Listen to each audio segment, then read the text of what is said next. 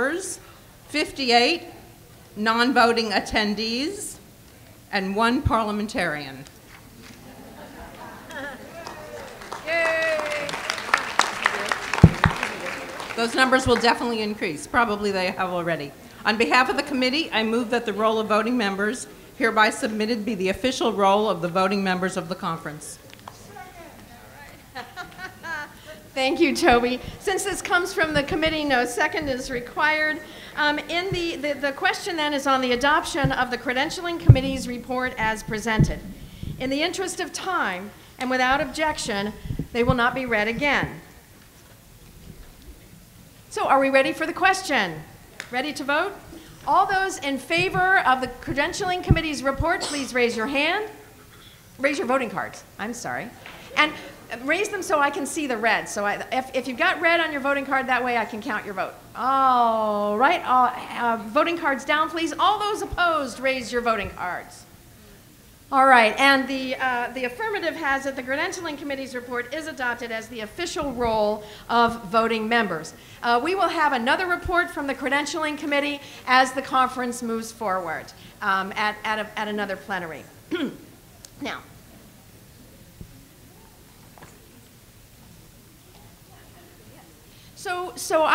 before we go further, the next item of business will be establishment of a quorum, but I want to introduce our amazing parliamentarian, Dorothy Demarest.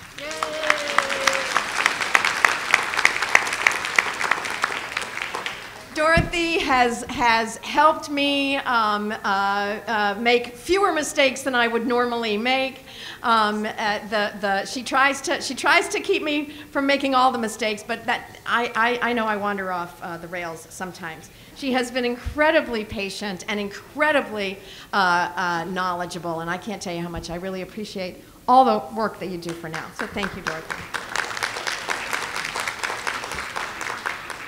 So, according to the bylaws, a quorum shall be 25% of the voting delegates, which shall include 1 officer and 2 other national board, voting members, excuse me, we no longer have delegates. 25% of the voting members, which shall include 1 officer and 2 other national board members. As those requirements are met, a quorum has been established. The next business in order is the adoption of the conference rules. Without objection, I have a motion. Where are we at? There we are. So, one moment, please, Geraldine, just 2 seconds. Where are my mic monitors, please? And, okay, so we need a mic monitor. So I would like the mic monitor, raise your colored card, please. That's not the right color. I'm sorry, raise my what? Okay, so. Raise my what? Yeah. That's right, exactly. Yes. So Geraldine, it's not yet. And no, sweetie, a motion is not a red card. It's a yellow card. So what you have to wait for, Geraldine, is for something to be on the table. I suspect you would like to make an amendment to the rules. Is that correct? Yes, ma'am. I thought so. Let's get the rules on the table first, and then I will entertain a motion to amend. How's that? Thank you. Thank you. And just while we're at it, do you have your motion to amend in writing? I most certainly do. Great. Could I have a runner, Which please? kind of color would you like? I want the most legible should go to our typist at the front table there. The second most legible goes to me, and the third most legible goes to you because you wrote it, so you should know what it says.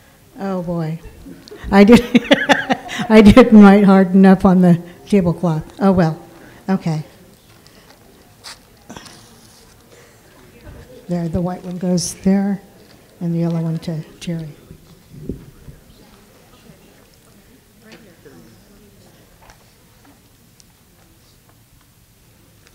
And everyone waits with bated breath. We're going to get this thing on the table first. Sorry? Could I have someone please put motion paper at each microphone, please? All right.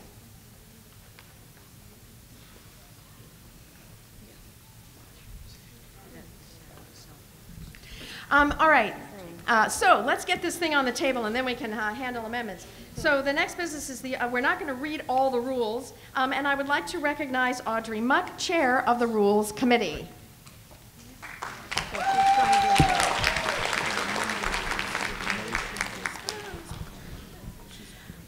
Good morning. On behalf of the Rules Committee, I move the adoption of the proposed conference rules as submitted. Yay, Audrey. Yes, exactly.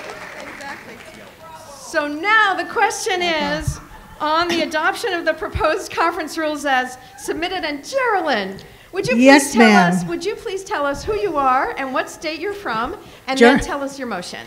Geraldine Stapleton, President of California now and former National Board member. Thank you.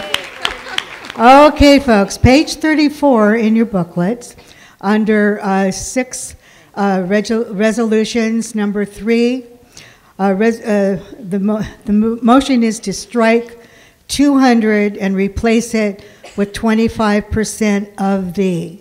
So it would now read, resolutions may be submitted if signed by 25% of now members registered at the conference. So it has been moved and seconded that in section 6A3 to strike the number 200 and insert the words 25% of the. Is there discussion? Is there discussion?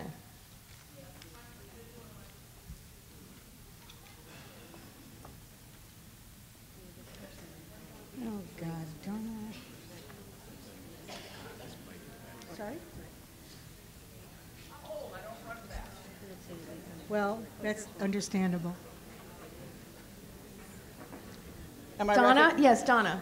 Donna Sludiak, Florida now. I have no objection to the percentage, but at what point?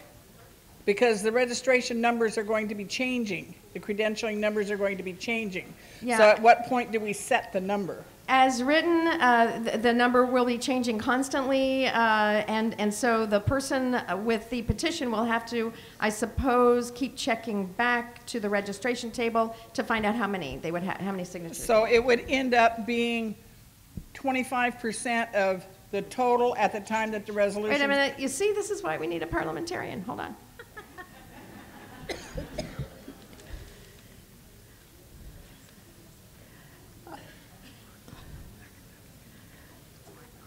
Terry? Okay, so the number would be, here's how it works. The number would be the latest credential report. So right now, the latest credential report is, and you have 25% of the attendees, of the people who've checked in. So we know what that number is. We just heard it from Toby. If Toby makes another report at another plenary, then that would be the number reported by the credentials chair. At what point then will credentialing be closed before voting for the officers? The election takes place. At what point is that? Credentialing closes, I believe, 30 minutes prior to the time voting starts, so 4 p.m.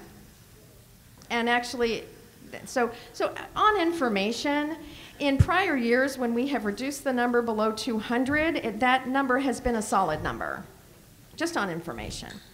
If anybody wants to offer an amendment to the amendment. Can we Just make saying. it by noon Saturday? Would that be feasible? So just saying that if anyone wanted to offer up a number, that like we've done in the past. No. No? You want to make it 25%? All right, well, I think that we have to move on and we're ready to vote. So all those in favor of the proposed motion to strike the number 200 and replace with the words 25% of the. All those in favor of the 25%, please raise your voting cards. All opposed, please raise your voting cards. Oh, for heaven's sake. That's very close. She confused the issue by doing Okay, all right. We need to get through this really quickly. All those I'm going to ask you to stand and raise your cards and make sure that I can see the red of your cards. So please, if you support the 25%, remove the 200, replace with 25%, stand and raise your voting cards. 25%. Yes. Unbelievable. You're amending the motion? You're making a whole new one? Okay, all right. And sit down, please. And now all those opposed, please stand and raise your voting cards. No, now. I don't have any motion paper. I don't know why. Okay, okay. Huge bunch of it. Carolyn, where'd you get your motion paper? She's got it? I have some at the table. Oh, I need motion paper. I think there's some up here, but I'm not sure. Yeah. Let's see. Is that a point order? All right, we have a consensus on the stage. The motion has passed. Congratulations, Sherilyn. Thank you. All right, it is now time to vote on the rules as amended. The vote of the. We have a, Do you have a red card, Connie? do I have a red card? No, no, sweetie, no. I know that you had that. We are at time, and so unfortunately, we are not able to. But I will make an announcement from the podium. All right, Okay. and thank you so much for offering that. So what is now in order is adoption of the rules as amended. This will require a 2/3 vote of the body. All in favor, please raise your voting cards. All in favor of the rules as amended, please raise your voting cards. All in favor of the rules, great. Okay, now lower your cards. Does require a 2/3 vote. All opposed to the rules as amended, raise your voting cards. All right, and the intrepid women from Mississippi, I'm so sorry. The rules are adopted. Thank you all so much. And thank you, Audrey, the chair of the Rules Committee. Okay, now that's the rules. Okay. There we go.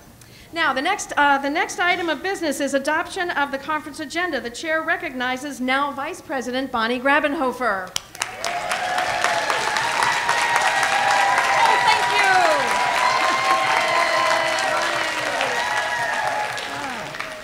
you. Okay, thank you so much for that warm welcome. I'm going to miss this. The conference agenda is on page 32 of the conference book.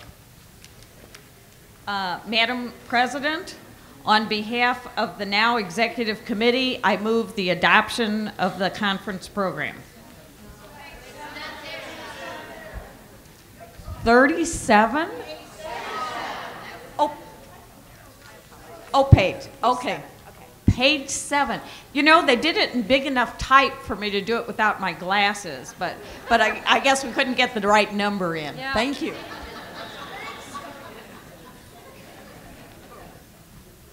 So the question is on adoption of the conference agenda. Are we ready for the question? We appear to be. All those in favor of the conference agenda, the proposed agenda, please raise your hand. Raise your voting cards. Good heavens. Okay. All right. And all those opposed, raise your voting cards. And the conference agenda is adopted. Thank you so much. Now we have the report of the nominating committee. I will ask Audrey Muck, who is a member of the nominating committee, to come forward, please. Here we go.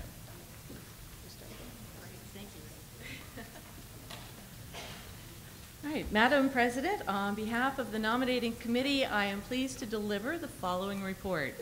Having received full ticket submissions from 2 tickets, and having reviewed the eligibility of the candidates on both tickets, the nominating committee declares the following candidates for the offices of now President and Vice President.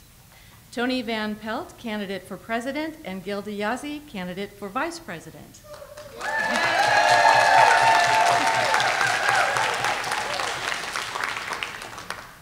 And China Fortson Washington, candidate for President, and Monica Weeks, candidate for Vice President.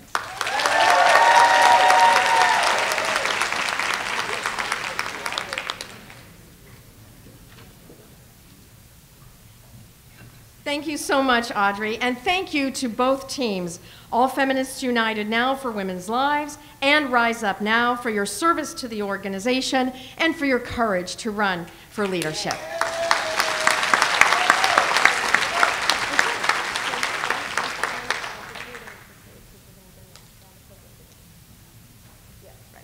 And now we are ready to begin the program. I'm going to ask Florida officials who are here, have joined us for this plenary session, to please come to the stage. Oh, and while you're coming up to the stage, and I will ask, we're going to move the parliamentarians' table to the back of the stage.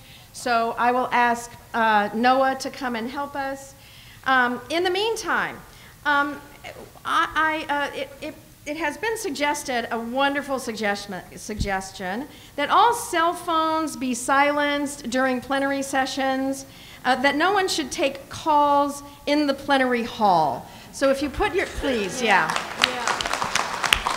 And thank you, Connie Cordovilla, for that suggestion. I'm sorry we didn't have time to make it a formal motion, but really, if you just silence your phones, if you need to take a call, you can just sneak out and go take your call.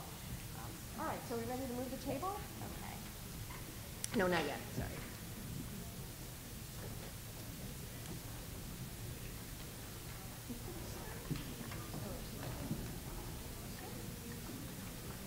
Just move it against the wall? Yeah.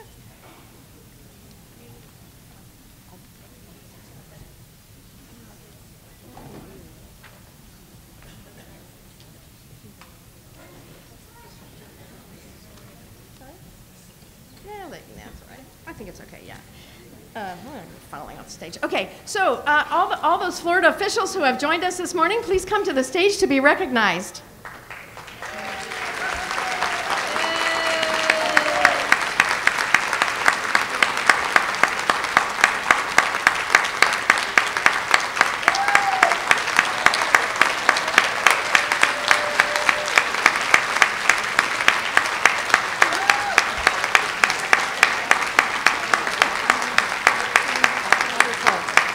Senator Linda Stewart, Senate District 13 of Florida.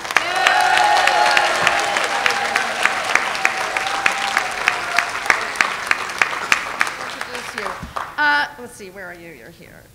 There you are. Joanne Lentino, District 1 at-large, member of the Pinellas County School Board.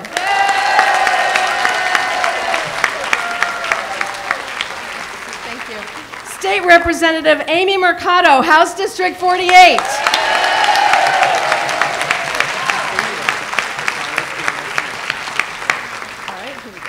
Here we go. State Representative Carlos Guillermo Smith, House District 49.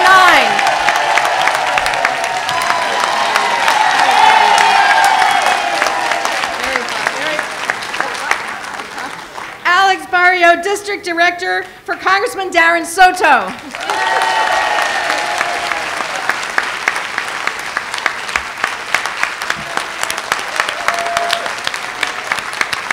Thank you all so much for your service to the people of Florida, for your steadfast commitment to women's equality, and thank you for being here to welcome all of us to Orlando.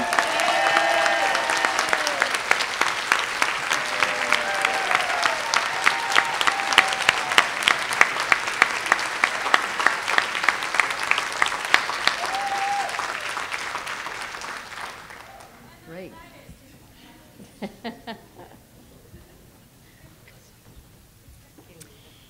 Now I would like to request the following people to come to the stage. Terry Sanders, President of Florida Now.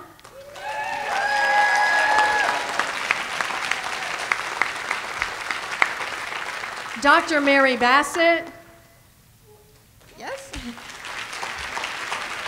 Our Mastro Bono awardee. And the Honorable Patricia Schroeder, former Congresswoman from Colorado.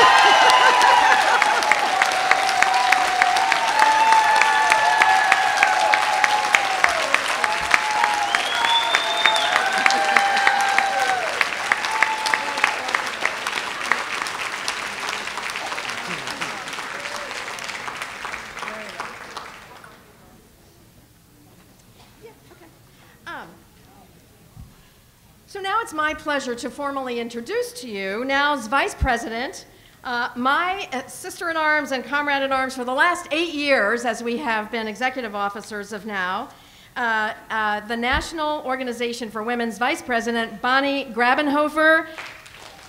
Bonnie will present Now Foundation's Mastro Bono Award in Women's Health.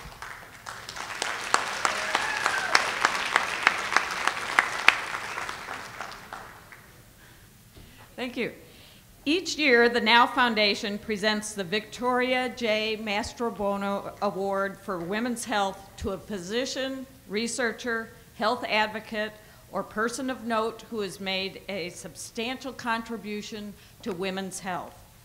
Ms. Mastrobono, for whom the award is named, joined now in 1985 and has remained a steadfast supporter until her passing in 2009. An avid philanthropist, Mastrobono made women's health a top priority and ensured through her generous bequest that outstanding women's health care providers, researchers, and advocates will receive the recognition that they deserve. It is my honor to present the 8th Annual Victoria J. Mastrobono Award for Women's Health to Dr. Mary Bassett. Dr. Bassett is the Commissioner of Health for New York City. As a fierce advocate for health equity and racial justice, her focus is on ensuring that every New York City neighborhood supports the health of its residents, with the goal of closing the gaps in population health across the diverse city. Dr. Bassett recently gave a TED Med talk in which she described her experiences treating AIDS patients, both here in the US and in Africa, and her realization that as a physician, it is her duty to speak out about structural racism, sexism, and colonialism that literally sickens the marginalized people and results in far too many unnecessary deaths. As Dr. Bassett has said, as health professionals in our daily work, whether in the clinic or doing research, we are witness to great injustice. The homeless person who is unable to follow medical advice because he has more pressing priorities, the transgender youth who is contemplating suicide because our society is just so harsh, the single mother who has been made to feel that she is responsible for the poor health of her child. Our role as healthcare professionals is not just to treat our patients, but to sound the alarm and advocate for change. Now Foundation is deeply grateful to Dr. Bassett for her unflinching advocacy for social justice. I am proud and honored to present to Dr. Mary Bassett the Now Foundation's 2017 Victoria J. Mastrobono Award for Women's Health. Please welcome Dr. Mary Bassett.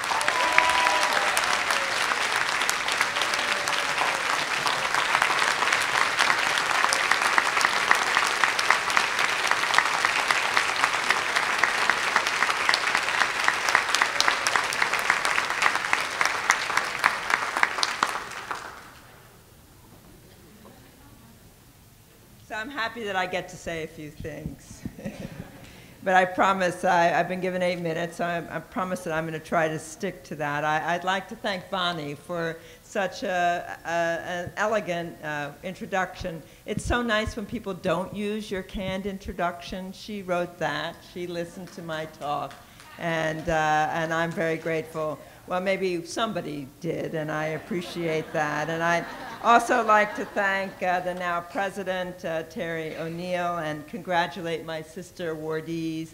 I especially want to acknowledge how I'm a political appointee, but I didn't have to get elected. And I just want to give a shout out to the politicians who managed to stay the course and get elected, and acknowledge Pat Schroeder.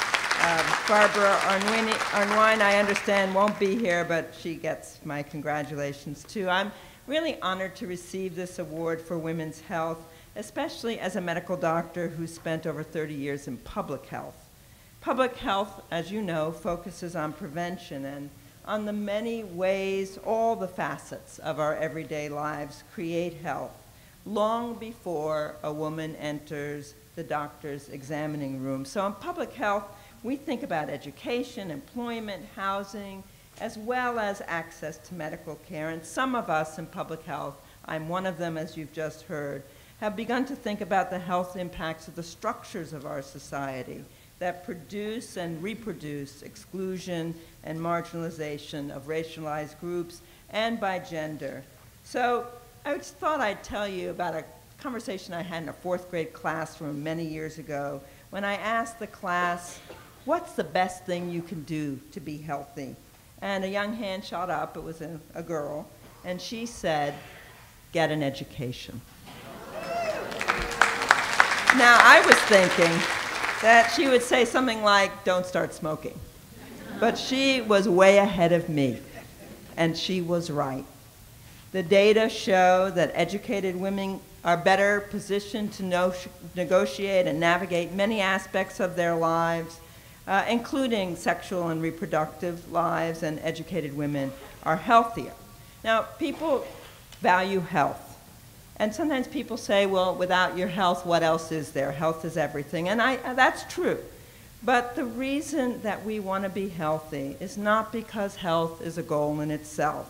It is a resource for a fully realized life. We want to be healthy so that we can do. And these times have never created more of a need for us to do. We need to be active because so much of our everyday lives are under threat, not just access to health care, which is under threat as we speak, but all the fundamentals of a decent life, affordable housing, higher education. Galloping inequality is bad for health. And I'm hopeful that the last part, the effort at repealing the Affordable Care Act will be founder in the Senate, but you know, they're not going to give up. And I want people to be aware that what's at stake are real needs for real people. And the way to handle this is to make it local. And that's why grassroots organizations like NOW are so important. Because when we talk about 20 million people, or the 28 million people who aren't even covered by the current version of the Affordable Care Act, that's a numbing number. It lacks a human face. We have to put real faces on these numbers. We have to add stories so that we can ensure that the politicians look down, not just up, that think about the constituents who sent them there and think about the needs they have for access to health care. So that's why the health department looks at paid family leave, at the impact of minimum wage. $15 an hour would not only be a more decent wage, but it would save lives, and we look at the appalling gaps in maternal care. I want to, and I apologize to my timekeeper if I go over a little bit, and I also want to acknowledge the wonderful politicians who've joined us today, but I thought I would end with a quote from a truly pioneering politician, one who was also an early member of NOW. I'm talking about Shirley Chisholm. Now, Shirley Chisholm spoke out unflinchingly about racism and its costs, and just as unflinchingly about sexism. And about our country, she said, and I quote, "I have faith in the American people. I believe we are smart enough to correct our mistakes. I know that millions of Americans from all walks of life agree with me that leadership does not mean putting the ear to the ground to follow public opinion, but to have the vision of what is necessary and the courage to make it possible. Each of you is a leader. So I want to call on you to go out, work in coalition on the many issues that are relevant to women's health. That's how we'll make possible the future that we all deserve. And I also want to prescribe it for you because it will be good for your health. Thank you very much.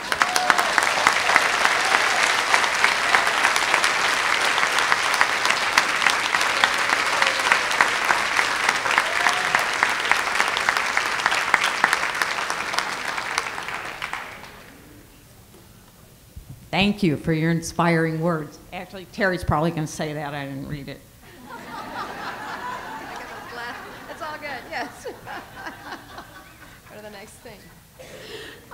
Thank you so much. Thank you, Bonnie, for your thanking Dr. Bassett. Thank you so much.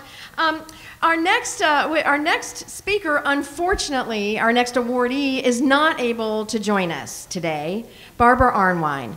Barbara had an emergency that she could not, that was beyond her control, but however, she has moved heaven and earth to be able to send us a video of her remarks. And I want to tell you, before we roll that video, I want to tell you a little bit about Barbara and why she is our Woman of Action this year. The Woman of Action Award is presented to a woman who best exemplifies the virtues of bravery and passion and relentless activism. Women of Action honorees have committed themselves wholeheartedly to inciting change in their communities, to taking concrete steps towards women's equality. So this year's Women of Action Award goes to Barbara Arnwine, who is the president and founder of the Transformative Justice Coalition. Barbara has been fighting for social justice her entire career. After graduating from Duke Law School, she went to work in the legal services industry, first in Durham, North Carolina, and then in Raleigh, and eventually in Boston, Massachusetts. She is the immediate past president of the Lawyers Committee for Civil Rights Under Law, where she developed the Voter Suppression Map of Shame, an interactive online tool for voter protection activists that you can still access today. It's a wonderful tool. In 1995, Barbara led a delegation to the Fourth World Conference on Women in Beijing, where she helped write the platform for action to protect women against multiple forms of discrimination. While few others have been paying attention, Barbara has been in the vanguard of educating the public about state-level voter suppression schemes that primarily threaten the right to vote of minorities, students, low-income individuals, people with disabilities, and older voters. So last April, 3 years after the Supreme Court dismantled key provisions of the Voting Rights Act, Barbara reached out to allied organizations to create the Voting Rights Alliance. It's a gathering of progressive groups who are alarmed about the state of our democratic institutions and who are determined to restore our democracy. Now is proud to be a founding member of the Voting Rights Alliance. We know the struggle to secure voting rights and the struggle to secure the rights of women have been intertwined in U.S. history since the historic meeting of women's rights activists at Seneca Falls in 1848, which endorsed the demand for women to have the right to vote. Voting rights advances women's rights, and both of these fundamental rights are under attack today. But both are also being promoted with skill, determination, and power by Barbara Arnwine. She is a friend of mine personally. She is a true inspiration, and I am so proud to call her now's 2017 Woman of Action. So I believe we have a video from Barbara. National Organization for Women, thank you for this wonderful Woman of Action Award. One of the conditions of this award is that it's given to someone who believes in bringing courage to our movement.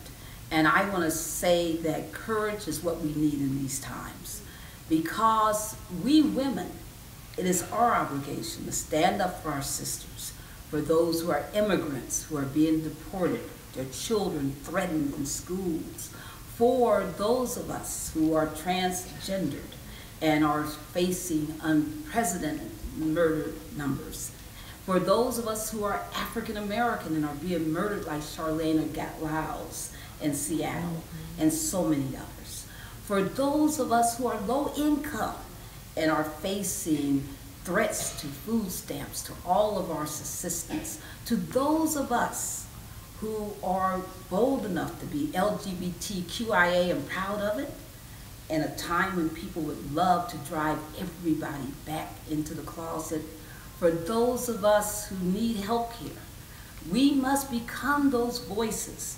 So courage is what is required. Courage and boldness and determination. Yes, we need resistance. Yes, we need that for our voices as women to be heard and not silenced, even in the Senate, that it is imperative in these times that we do this work. Yes, I am so honored to have this award because it means everything to me, and I am so pleased that you have selected me for this unique honor. Also, I want to say a word of thanks to your great leader, your outgoing leader, Terry O'Neill, because Terry O'Neill has brought vision and passion and intellect to everything she's done. What a leader she's been for now, establishing this organization, yet again, continuing its proud traditions of advocating for women, no matter if it's in the sports arena, no matter if it's in our economic arena, healthcare, and of course, my debt to her is for her standing up for voting rights. And the Voting Rights Alliance could never be the organization it is today without the great work and support of Terry O'Neill and now. Terry, thank you for your leadership. Thank you for your vision. Thank you for your courage. Thank you for this award.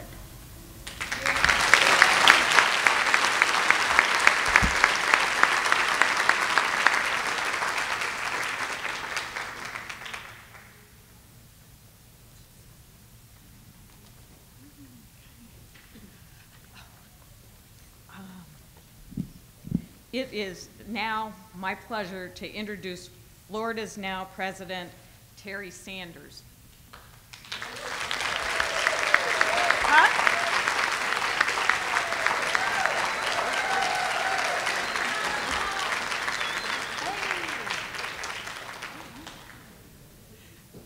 Thank you, Bonnie. And welcome everyone to Florida, and welcome to our lovely city of Orlando. I hope you love the hotel, just don't go outside, it's too hot. So I have the great honor today of introducing our speaker, former member of the U.S. House of Representatives, the Honorable Patricia Schroeder. Pat Schroeder served in the U.S. House of Representatives for 24 years. She was the second youngest woman ever elected to Congress and the first woman elected from Colorado, blazing a trail for a new generation of women on Capitol Hill.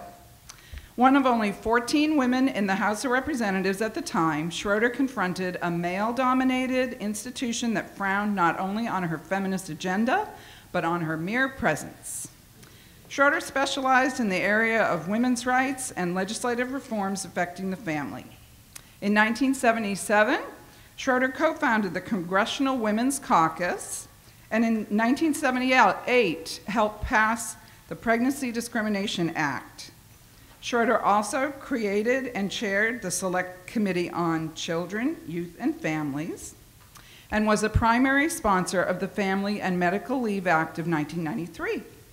Throughout her time in Congress, she was a vocal reproductive rights advocate and supporter of the Equal Rights Amendment. Please welcome Congresswoman Pat Schroeder.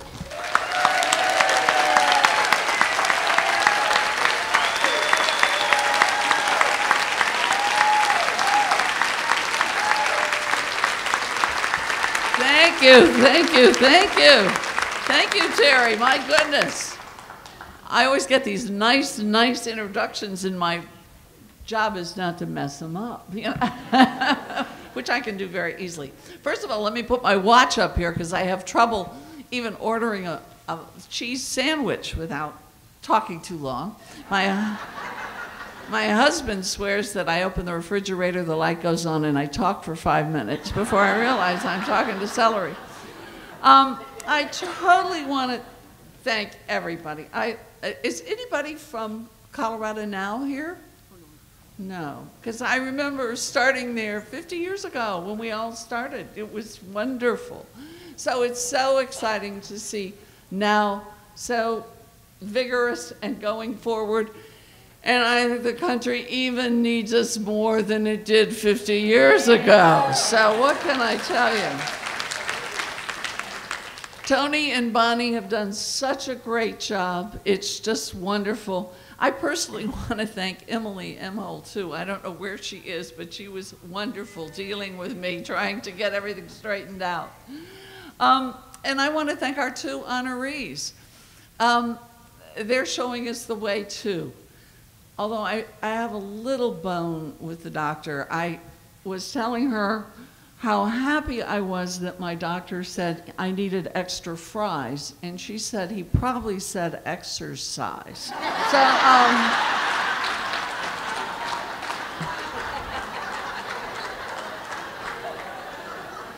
I'm just not into exercise. I don't know. I always say it's because I was pre-Title IX. But I welcome us all here in this era of tremendous political distemper. It is absolutely crazy to see all of these folks that we have now got in office who have tremendous delusions of adequacy. Not even grandeur, but adequacy.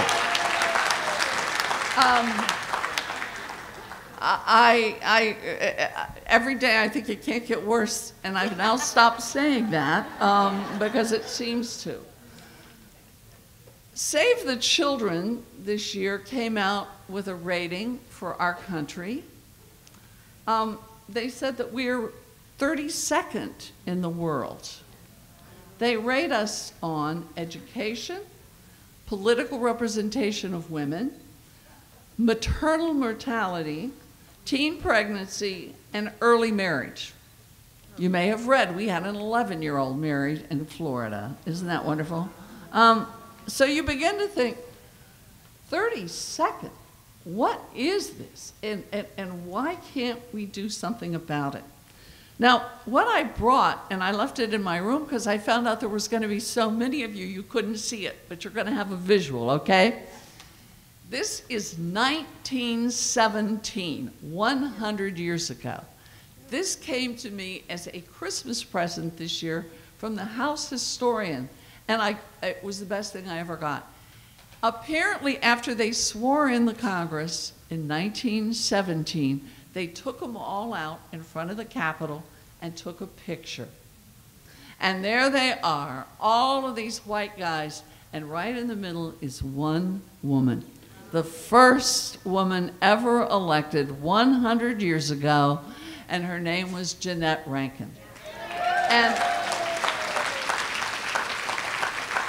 what is so marvelous about that photo is if you can look at the guys' faces, it's kind of like, oh, you let them vote and they elect one. What is this? Because as you remember, all of the women in America couldn't vote yet. There were just a few states, Montana, Wyoming, Colorado, and a few others that allowed women to vote. And you could just see them thinking, see, first you let them vote. Then the next thing is they run, and then they want to drive, and they do all these terrible things. And so when I look at that picture, I think, so in 100 years, what have we done? We still don't have 100 women in the House of Representatives out of 435. Couldn't we at least have gotten one a year? I mean, and we still wouldn't have half by any means. But wouldn't that be possible? Apparently not. But that's a real goal. And then you start thinking about in 2020, all American women will have had the right to vote for 100 years. And so those wonderful foremothers who fought for this, went to jail for this, and were force-fed, all of that, they must be looking down saying, what is with you people? You're not a minority. Why haven't you taken this thing and run with it? I must say also, as we talk about things that I passed and things that I did, I really thought, dumb me, that we had, okay, that's it, we put that in there, that's in cement, we're okay. Well, now we know they were mere beachheads. These guys figure they can wash them away and just take it all away from us, and we'll just sit there and take it. What can I do? So I think those are all terribly, terribly important things to do. Now, before I finish, I got to give you good news. Good news. Nevada. Have you heard about Nevada? This can tell you what we can do. Nevada elected 40% women. 40%. And what have they done? They passed the ERA. They did the pink tax. They've taken tax off female sanitary products. There is no copay on any kind of birth control. and they have a yearly ranking now of all of the companies in the state and how they deal with equal pay. I mean, they have just gone great guns. So hooray for Nevada. And that tells us what we could do if we got people going and got them elected. Let me talk about Orlando. Orlando, out of 50 cities, we are the lowest in average pay. We should be Trump country. We weren't. We weren't. And we got 3 new members of Congress that are fantastic. An African-American woman that you're going to hear from later, Val Demings.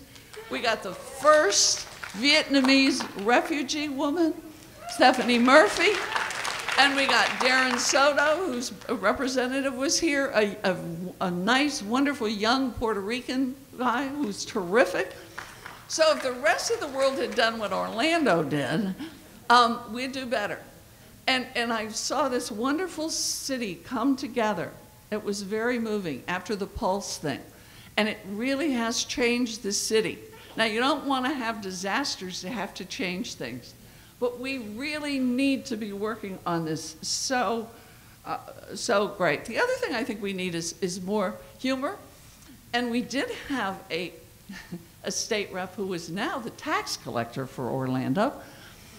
But he was wonderful. He gave a speech saying that he was so concerned about what was happening with reproductive health that he was trying to think of what to tell his wife to do to protect herself against these people in the Senate and the House.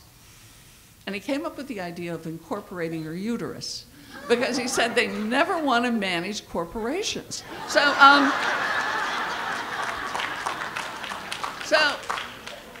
I can see that my time is up, and I only have about 17 more pages to go, but I'm not going to do that.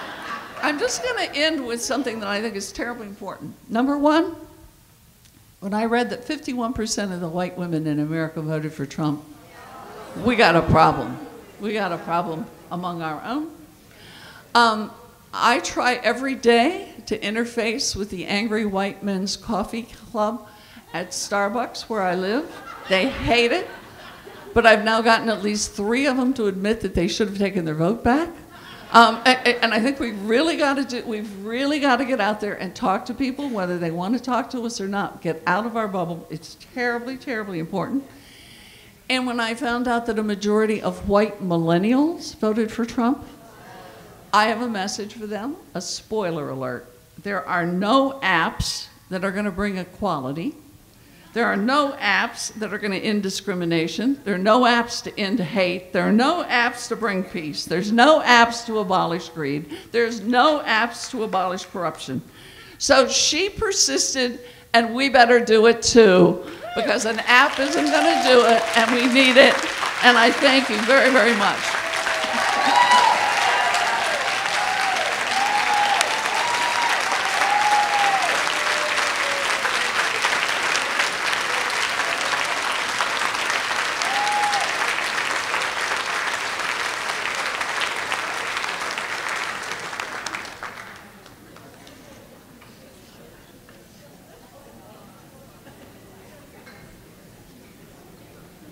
Thank you so much, Congresswoman. We do have time. This is like amazing. It never happens at a normal plenary session at a NOW conference. We do have time for Q&A. So I will encourage anyone from the audience to ask a question, but I want to start us off with a question. And that is both Dr. Bassett and Congresswoman Schroeder there's some weird. Oh. If the microphone is I guess I could go far away. Would that be it? All the way up. I'll just go all the way up. All right. Well, maybe I'll just sit over here. So I wanted to ask about identity politics, so-called identity politics. There's been a lot of public conversation about, ooh, don't be divisive, with your identity politics. But then, what you point out, Congresswoman Schroeder, is that, in fact, when Nevada has 40%, I am just talking too loud, aren't I?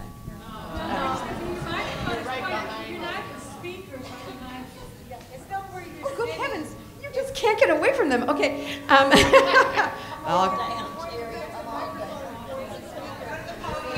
Somebody fix this. All right, someone from the front, someone from the hotel will fix it. Anyway. I turned this one off. Maybe that's Okay, so here we go. My question is this. People are saying to, frankly, white progressive women, feminists, don't do the identity politics. And they're saying especially to the women of color who are ready to lead in the organization and have even a harder time than white women getting through the thicket of Democratic Party or any kind of party politics to be able to get there and get funded and run and win. But when you have 40% of the Nevada legislature is women, then what happens? Then we start getting some smart, intelligent, family-friendly, woman-friendly policies in place. So can you all kind of comment on that? Wow. The good doctor quoted Shirley Chisholm, and I remember my daughter asked her one time, when she was little, she came over and said, "What would you do if you were president with that White House?"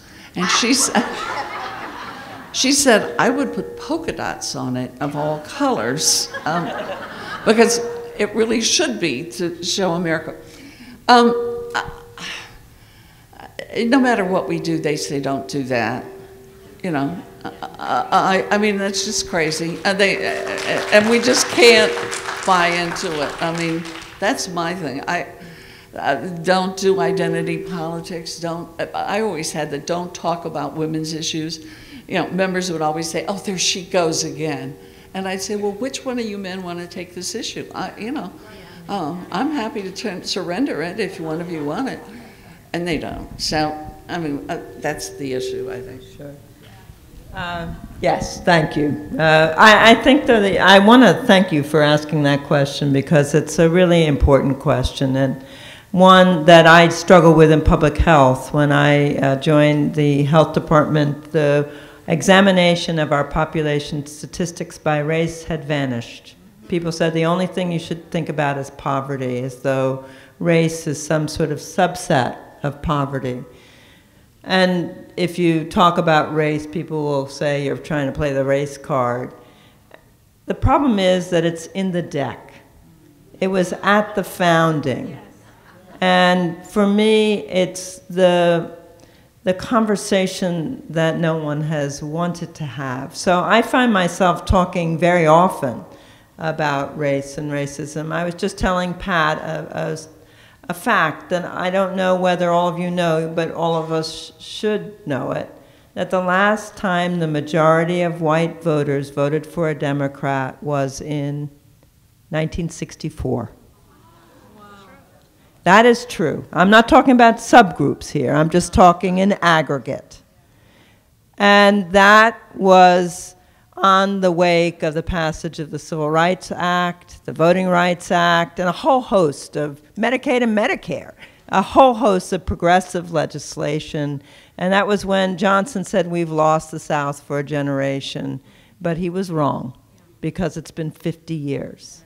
So we have to have a conversation about race, and we have to name it, in my view. I've been told by my mentors, really fabulous, wonderful black physicians that, don't talk about this, Mary. It makes people uneasy. I don't see any way out.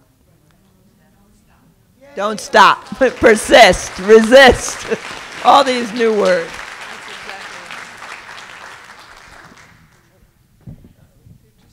Hi, Representative Schroeder. It's wonderful seeing you again. I remember escorting you around Anchorage, Alaska in 1983 as president of NOW. I'm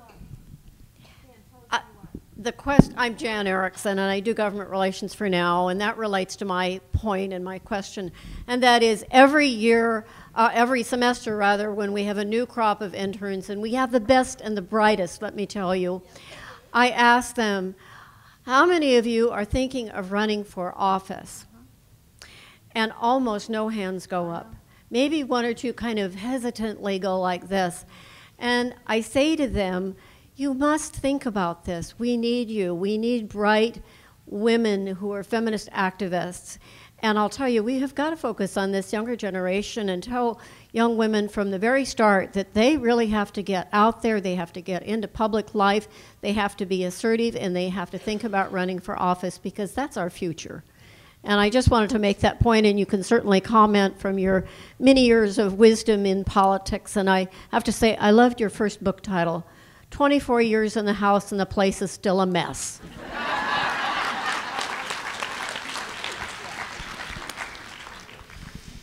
Well, you're absolutely right. It's very hard to get. Every woman in this room is a very qualified candidate, for crying out loud.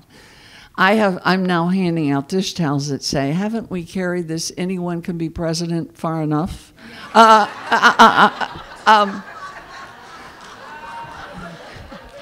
And I would take anyone in this room over what we have. And I don't know what it is that's keeping us back. There's so many pieces, again, that's a whole book, but we really, really, really need to be encouraging. And the other thing that drives me crazy, and this is about some of our own, and we all know these people. I now live in Florida, and when I read 174,000 people in 2016 were so pure that they couldn't vote for either candidate, so they wrote in names like Mickey Mouse. And then a lot of them voted for other people that were never going anywhere. It's like, well, I don't like the two that are there, so sometime we have to realize that you've got to do, you're going to get what you vote for, and oh my word. So, yeah, we've got a lot of those issues, whereas I do see people on the other side will close ranks every single time, and we never quite get that. So we need to be much more supportive of each other, and we especially need to be supportive of women who are willing to go out there, because they take a double hit 24/7, believe me. I think we saw this in the last presidential campaign. There was no way there was equal treatment in that, and we should be outraged about that.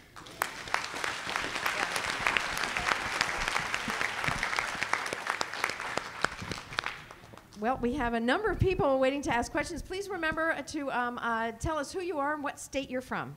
Thank you. Thank you for joining us. My name's Monica Weeks. I'm the president of DC Now. I'm also a national board member, and I'm also running for vice president on the Rise Up Now ticket. That wasn't loud enough. I need you to do better next time. Just kidding. I actually want to run for office, public office, actually come back to Florida. I'm originally from Florida. I grew up in South Florida, in Miami, where everybody was kind of mixed and, diverse, and it was just the way it was. And we identified as Cuban American or Colombian American or whatever. You didn't even have to say it. Your accent basically sold you out. And what I found is going to DC, that all of a sudden, once they learned you were a woman of color, you were basically separated out. And that's a big thing we've been talking about in our campaign. So my questions to you are, how does intersectionality play into your work? And is it a good idea to continuously separate out women of color in order to achieve these goals of getting more women and a diverse group of women into office, or into public health, or anything really? And thank you. Well, I would say absolutely not. I think even Shirley Chisholm said she found more discrimination as a woman than being a woman of color. But I think we all, if we can't figure out, we better stand together. We're in real trouble. I know that that many of us use the phrase intersectionality. I think it's in the Now language yes, now. In the mission yes. statement. And I think that, and I sped up my remarks, but I was going to include a quote from Audre Lorde, who famously said, we don't have single issue struggles because we don't have single issue lives. And that's exactly right. So the notion that a woman of color can advocate for all women, all men, all children, animals, I don't know, the air we breathe, you know, because she's a woman of color is just short-sighted. In fact, I would argue that people who are at the intersection of so many forms of marginalization are best placed to serve as analysts and critics. Or at least especially well placed. So what I don't know what to say about this desire to pigeonhole people, which is what I think the speaker was speaking to. You know, and it happens to me in my job. Somebody came to me, I was interested in our bike sharing program and trying to measure how much people were using these bikes. And she said, well, Mary, why don't we talk about the, you know, she didn't want to share her data. Why don't we talk about the people you really care about, you know, the people in Harlem? I said, wait a minute, you know, I'm the New York City Health Commissioner. I care about every single person in this city. So I don't want to pretend that it's not out there. It's out there. But I just think I think Pat has just spoken so eloquently about the need for people to stand up and take the plunge of being in the political, you know, arena. It's not something I could ever do. So I don't. But, well, I've never thought I could. But I think that the need for these voices is clear, and that the support will be there. So I wouldn't market yourself as anything but an outspoken politician who stands for everyone.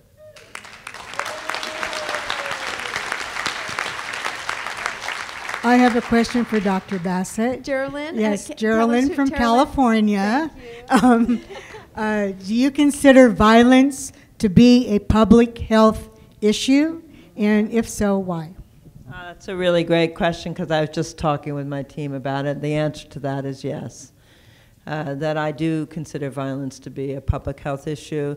And that's because I think that core to public health is the notion that we have to look at issues in context, and that we have to look at populations and the patterns of events as they occur in communities, not just one person at a time.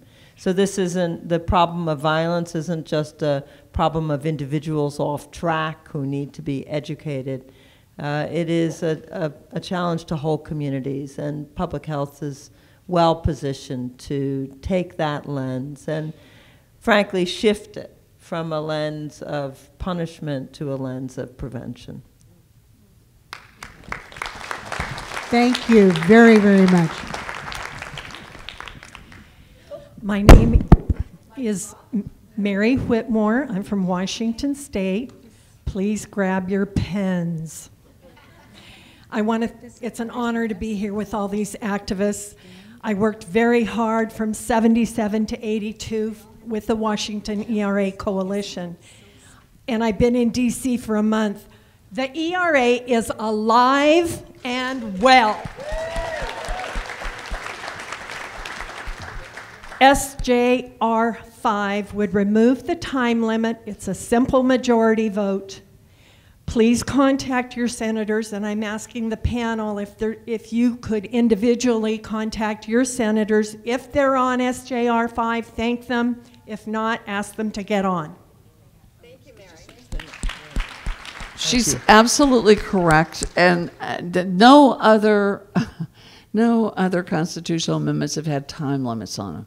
Isn't that interesting? We'll do the one for women, but we'll only give them so many years to get it through. And I mean, that's just crazy.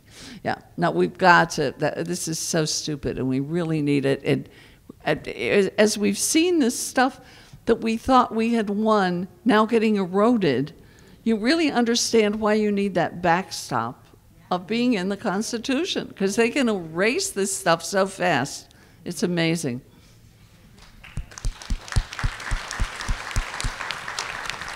Hi, good morning. My name is Hala Ayala.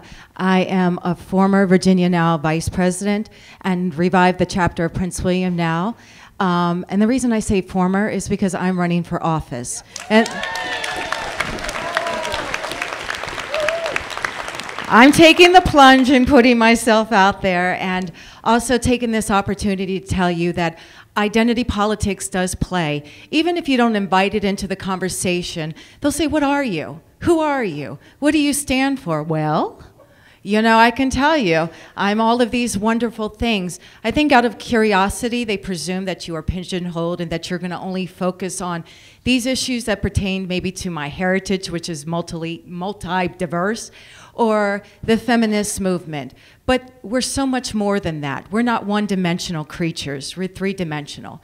When I started my process for running for office, they said, you know, don't talk about women's health or reproductive health. It may be off the books. And I said, oh yes, I've got one of those reproductive things, you know, right down there. Game on. So my question to you is that I'm an activist at heart. I've been planting my seeds for almost a decade in my community, and I want to give them hell all the way down to the ballot box on November 7th. Are y'all not with that? Yeah, okay. And so even though we have this passion and spirit, how would you tell an activist, to a women's right activist who's running for office, the House of Delegates in Virginia, FYI, where the swing county, the litmus test after the presidential race. How would you tell a person in my position to form the conversation about advocacy and women's advocacy on the political stage? Besides, do this, do that, what else can we do? How long do you have? All right. Well, I mean, again, this is a book. But you obviously, to me, when I ran, no one ever believed I won, and it's because we did it very differently. We didn't get outside money because nobody was interested in us outside anyway. So I said to my friends, it's up to you guys. And I figured anybody who gave me $5 had 5 friends. And we had this thing about give me 5, which meant get 5 friends that are going to vote for me and make sure they get to the polls. And we did lots and lots of coffee and meetings and wine and cheese. We finally had to go to white wine because our teeth were stained. But, you know, when you get all of this money from outside, you're buying TV and everything, which is just inundating everybody, and they get sick of it. When you have real people, it's amazing. I just saw a group here in Orlando of women. I'm very impressed. They have a listserv of 470 women, and they've drawn up the city. This is yours, this is yours. Go around and introduce yourself. Keep in touch with people so they don't just see you during the election, and know that you really care and you're going to be around and you're part of the community. So it is pulling in those community ties and showing that you're really there and going to do it. I think that more than anything is what people want to see now, rather than one more flashy TV spot. And of course you have to do some of that, but really, if you're careful, I think you can do it very well. Thank you and best of luck. Yeah, I'm so happy for you. Yeah. Our timekeepers are telling us that unfortunately we are out of time. We cannot take any more questions. I'm so sorry. This has been wonderful. Thank you both. Thank you all. Thank you to Terry Sanders, to Bonnie Grabenhofer, Dr. Mary Bassett, and Patricia Schroeder. Thank you all so much for all you do.